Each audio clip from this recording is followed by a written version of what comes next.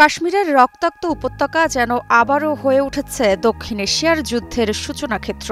২৬ জন নিরীহ পর্যটকের প্রাণহানিকে পুঁজি করে যুদ্ধ উন্মাদ ভারতের তর্জন গর্জন এখন পরমাণু বিপর্যয়ের আশঙ্কায় পরিণত হয়েছে। ভারতের পক্ষ থেকে সাম্প্রতিক সহিংসতার দোষ চাপানো হয়েছে পাকিস্তানের ঘাড়ে, যদিও তা প্রমাণহীন অভিযোগ। আর ঠিক সেই অভিযোগের আড়ালেই চলছে সামরিক প্রস্তুতি, পানি বণ্টন চুক্তি লঙ্ঘনের নৈপথ্য, ষড়যন্ত্র এবং একতরফা আগ্রাসনের প্রস্তুতি। কিন্তু ইসলামাবাদ এবার চুপ করে বসে নেই। রাশিয়া থেকে সোজা সতর্কবার্তা, পাকিস্তানে হামলা হলে জবাব আসবে পরমাণু অস্ত্রসহ সর্বোচ্চ সামরিক ক্ষমতা নিয়ে।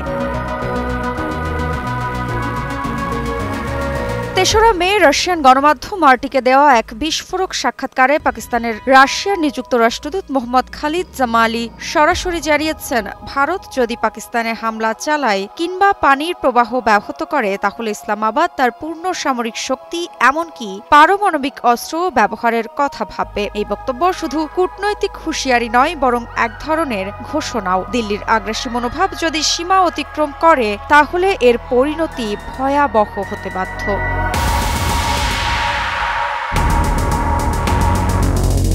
এটা কোনো বিচ্ছিন্ন হুমকি নয়, বরং ভারত যদি পাকিস্তানের পানি সরবরাহ থামিয়ে দেয়, সেটা আন্তর্জাতিক আইন অনুযায়ী যুদ্ধ ঘোষণার শামিল হবে এবং পাকিস্তান সেই মতোই প্রস্তুত বলেই জানিয়েছে খালিদ জামালি।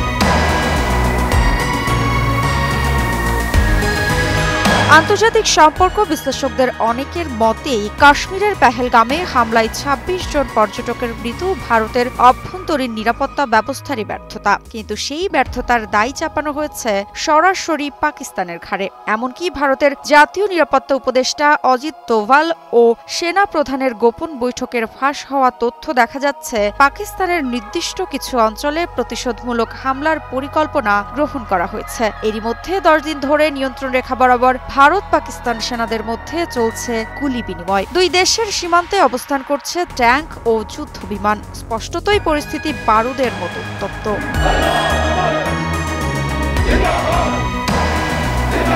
কিন্তু বিষয়টি এখানেই থেমে নেই। ভারতের লক্ষ্য এখন কেবল সামরিক নয়, কৌশলগত। সিন্ধু পানি চুক্তি, যা ১৯৬০ সালে দুই দেশের মধ্যে স্বাক্ষরিত হয়, তা লঙ্ঘনের পরিকল্পনাও এখন প্রকাশ্যে। পাকিস্তান দাবি করছে, ভারতের পক্ষ থেকে নিম্নাঞ্চলে পানি প্রবাহ বন্ধ করা বা পরিবর্তনের চেষ্টা করা হচ্ছে। পাকিস্তানের প্রতিরক্ষা মন্ত্রী খাজা আসিফ সরাসরি হুঁশিয়ারি দিয়ে বলেছেন, সিন্ধু চুক্তি লঙ্ঘন করে যদি ভারত কোনো অবকাঠামো নির্মাণ করে, তাহলে সেখানে সরাসরি হামলা চালানো হবে।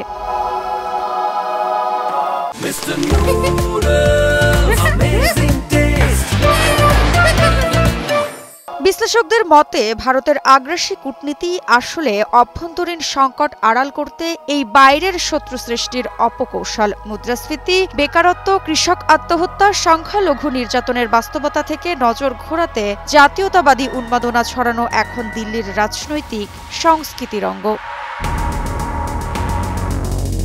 পাকিস্তান দীর্ঘদিন ধরেই কাশ্মীর পরিস্থিতি নিয়ে আন্তর্জাতিক হস্তক্ষেপ চেয়ে আসছে, যেখানে ভারত বরাবরই একতরফা দমননীতি চালিয়ে গেছে। এবার যুদ্ধের বারুদ ছড়িয়ে ভারত যদি মনে করে চুপ করে থাকবে ইসলামাবাদ, তবে সেটাই হবে মোদী সরকারের সবচেয়ে বড় ভুল। বিশ্ব আজ দেখছে, কাশ্মীর শুধু দুই দেশের রাজনৈতিক সংকট নয়, বরং এটি হতে চলেছে এক সম্ভাব্য পারমাণবিক যুদ্ধক্ষেত্র, যেখানে ক্ষয়ক্ষতি হবে পুরো অঞ্চলের।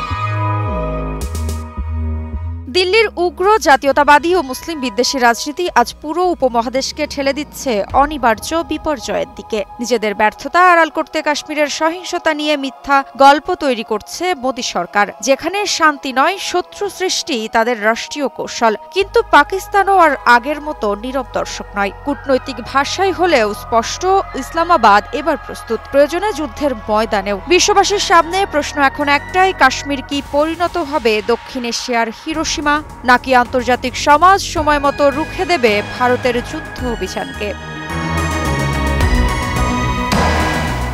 ঋত্বিকা বিশ্বাস, নিউজ 24।